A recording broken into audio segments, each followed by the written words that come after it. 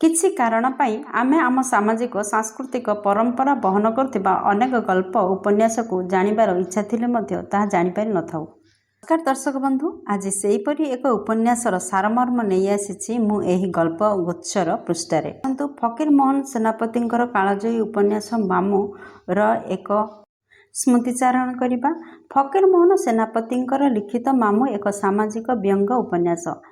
ଏଥିରେ ଗାଁର ଜୀବନ, ଲୋକମାନଙ୍କର ଅଜ୍ଞାନତା ଓ ଅନ୍ଧବିଶ୍ୱାସ ଓ ଚତୁର ଲୋକଙ୍କର ଠକିବା ପ୍ରବୃତ୍ତିକୁ ଦେଖାଯାଇଛି। ମାମୁଁ ନାମକ ଜଣେ ବହୁତ ଚତୁର ବ୍ୟକ୍ତି ଥିଲେ।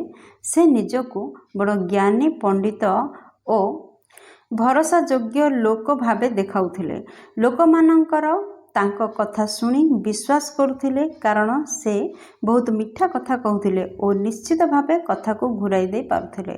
ମାମୁଁ ପ୍ରଥମେ ଗାଁର ଲୋକମାନଙ୍କ ସହିତ ମିଶି ସହଜ ଓ ଭଲ ମନୁଷ୍ୟ ଭଳି ଆଚରଣ କରୁଥିଲେ। ସେ କହୁଥିଲେ, ମୁଁ ତୁମମାନଙ୍କର ଭଲ ପାଇଁ ଆସିଛି, ମୋ ପାଖରେ ବହୁତ ଅନୁଭବ ଅଛି। ଏଭଳି କଥାରେ ସରଳ ଗାଉଁଳି ଲୋକମାନେ ତାଙ୍କୁ ଭରସା କରିଦେଉଥିଲେ। ମାମୁଁ କିଛି ଲୋକଙ୍କୁ ଏମିତି କଥା କହୁଥିଲେ, ଏହି କାମ କଲେ ବହୁତ ଟଙ୍କା ମିଳିବ, ମୁଁ ତୁମକୁ ଧନୀ କରିଦେବି। ସରଳ ଲୋକମାନେ ଲୋଭରେ ପଡ଼ି ତାଙ୍କର ଏହି କଥା ସବୁ ମାନୁଥିଲେ।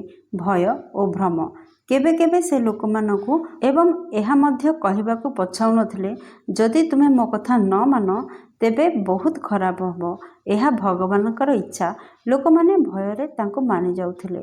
ମାମୁଁଙ୍କର ସବୁଠୁ ବଡ଼ କୌଶଳ ଥିଲା ଭୁଲ ହେଲେ ମଧ୍ୟ କଥାକୁ ସଠିକ୍ ଭଳି ଦେଖାଇବା, ଦୋଷ ଅନ୍ୟ ଉପରେ ଲଦିଦେବା, ସବୁବେଳେ ନିଜକୁ ଠିକ୍ ପ୍ରମାଣିତ କରିବା।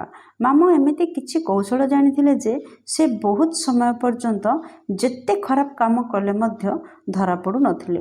ଯେତେ ମିଛ କହିଲେ ମଧ୍ୟ ଲୋକମାନେ ତାଙ୍କୁ ଜାଣିପାରୁନଥିଲେ।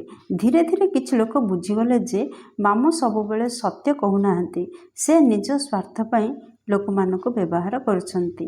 ଶେଷରେ ତାଙ୍କର ଠକିବାର ପ୍ରକୃତି ଖୋଲିଯାଏ ଏବଂ ଲୋକମାନେ ମାମୁଁ ପ୍ରକୃତରେ କିପରି ଲୋକ ଥିଲେ ଲୋକମାନେ ଜାଣିନେଲେ। ଦର୍ଶକ ବନ୍ଧୁ, ଏହି ମାମୁଁ ଉପନ୍ୟାସରୁ ମୁଖ୍ୟ ଶିକ୍ଷା ମିଳୁଛି ଯେ ସମାଜର ଲୋକମାନେ କିପରି ଭାବରେ ସରଳ ଲୋକମାନଙ୍କୁ, ଗାଉଁଳି ଲୋକମାନଙ୍କୁ ଠକୁଛନ୍ତି। ବହୁତ ପୁରୁଣା ଦିନେ ଆମ ସମାଜରେ ଯେଉଁପରି ଲୋକ ସବୁ ରହୁଥିଲେ, ଆଜି ମଧ୍ୟ କିଛି ସ୍ଥାନରେ ସେଭଳି ଲୋକଙ୍କୁ ଦେଖିବାକୁ ମିଳିଥାଏ। ଏହି ଉପନ୍ୟାସ ଆମକୁ ଶିଖାଏ ଯେ ସବୁବେଳେ ମିଠା କଥା କହୁଥିବା ଲୋକ କେବେ ମଧ୍ୟ ଠିକ୍ ପ୍ରକୃତିର ହୋଇନଥାଏ। ଏହା ଥିଲା ଫକୀରମୋହନ ସେନାପତିଙ୍କ ଦ୍ୱାରା ଲେଖାଯାଇଥିବା କାଳଜୟୀ ଉପନ୍ୟାସ ମାମୁଁର ସାର କଥା। ଦର୍ଶକ ବନ୍ଧୁ, ଭିଡ଼ିଓଟି ଭଲ ଲାଗିଥିଲେ ଲାଇକ୍ କରିଦିଅନ୍ତୁ, ସାଙ୍ଗମାନଙ୍କ ସହିତ ସେୟାର କରିଦିଅନ୍ତୁ, ଚ୍ୟାନେଲ ନୂଆ ଥିଲେ ନିହାତି ସବସ୍କ୍ରାଇବ୍ କରନ୍ତୁ। ଯଦି ଆପଣମାନେ ଫେସବୁକ୍ ପେଜରୁ ଦେଖୁଛନ୍ତି ତାହା ଫଲୋ କରନ୍ତୁ। ଭିଡ଼ିଓଟି ଏପର୍ଯ୍ୟନ୍ତ ଦେଖିଥିବାରୁ ଆପଣଙ୍କୁ ବହୁତ ଧନ୍ୟବାଦ। ପୁଣି ଦେଖା ହେବ ଗଳ୍ପଗୁଚ୍ଛର ଅନ୍ୟ ଏକ ସୁନ୍ଦର ଅଧ୍ୟାୟରେ। ସେ ପର୍ଯ୍ୟନ୍ତ ଜୟ ଜଗନ୍ନାଥ।